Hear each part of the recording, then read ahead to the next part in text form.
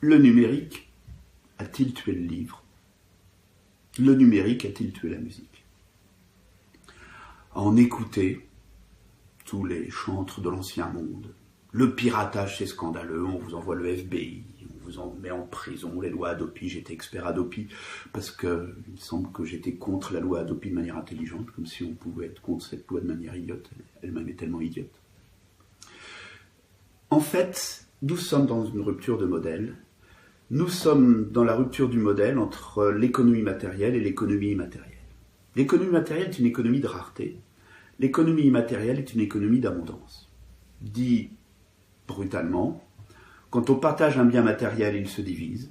Vous prenez la pizza, vous la coupez en 4, chacun a un quart de pizza.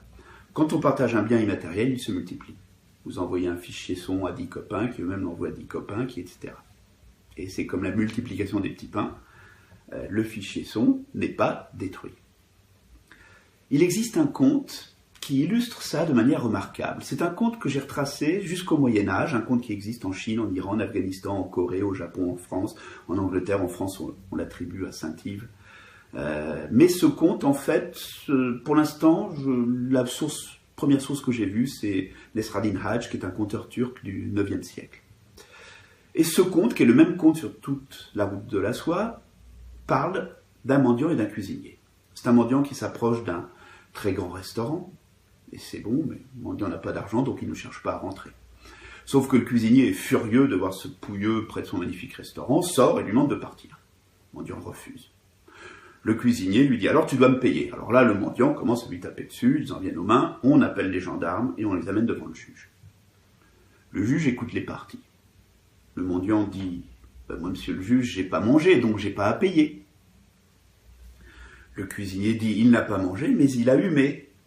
Or, l'odeur comme la saveur fait partie de mon expertise, c'est le fruit de mon travail, donc il doit payer. » Et vous voyez, on est au IXe siècle, et au IXe siècle, on voit déjà s'affronter une économie de la matérialité, le morceau de viande que vous mangez, contre une économie de l'expertise.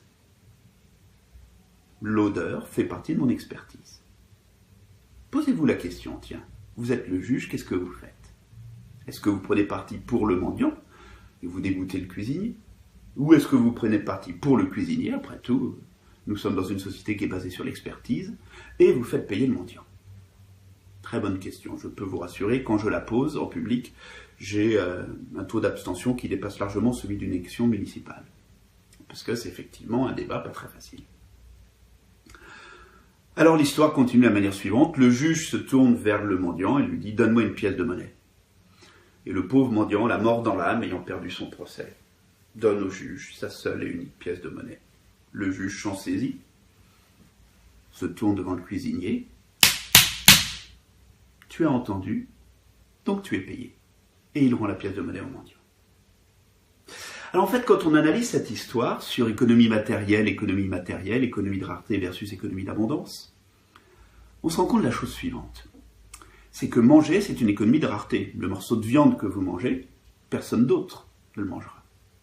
Mais l'odeur, c'est une économie d'abondance. Si vous humez de l'odeur, vous n'empêchez pas quelqu'un d'autre de humer de l'odeur. Il y a suffisamment de molécules dans l'air. Donc vous ne piquez pas de l'odeur aux autres. Le son, c'est exactement pareil.